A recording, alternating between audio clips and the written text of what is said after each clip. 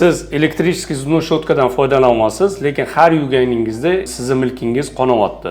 Videoni oxirigacha ko'ring, siz 100% noto'g'ri yuvyapsiz. Elektrический zubной щеткаlar ikki xil formatda bo'ladi. Birinchisi dumaloq shaklda bo'ladi, ikkinchisi ovalniy shaklda bo'ladi.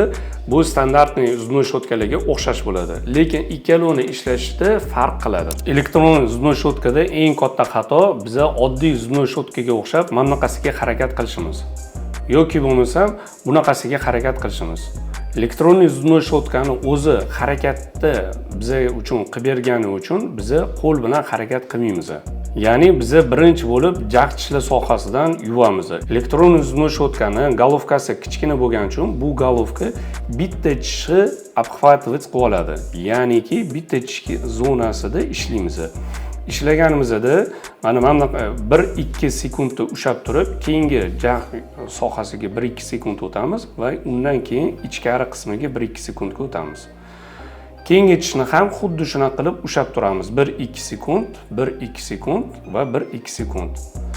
Shu holatida orqadan oldiga qarab har bitta tishni zonasini shunda ushlab turgan holatda, ya'ni hech qanaqangi harakatsiz, qo'limizni harakatsiz, faqatgina ushlab turgan holatda biza tishimizni yuvamiz.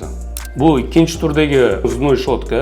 Bunda shitsinkalari avalsimon bo'lgani uchun va kichkina hajmda bo'lmagani uchun biza bunda 45 gradusda ushlab turib va ikkita yoki 3 ta tishni обхватывать qilib olganning hisobiga biza buni ozginagina 45 gradusga ushlaymiz va shu holatda ushlab turamiz. Bunda ham ikkita yoki 3 ta tishni yuvib olib 1-2 sekund ushlab turamiz va jag' tomonga o'tkazamiz 1-2 sekund va ichkari qismiga 1-2 sekundga o'tkazamiz. Eng muhim tomoni biza milkka uruviniga, ya'ni pastki uruviniga o'tkazib yubormasligimiz kerak. Agarda bizada milk uruviniga o'tib ketsa, biza milkka ham travma qilamiz. Elektronniy zubной щетка o'zini diapazoniga va o'zini kuchiga ega bo'lgani uchun buni nihoyatda aniqlik bilan yuvishimiz kerak.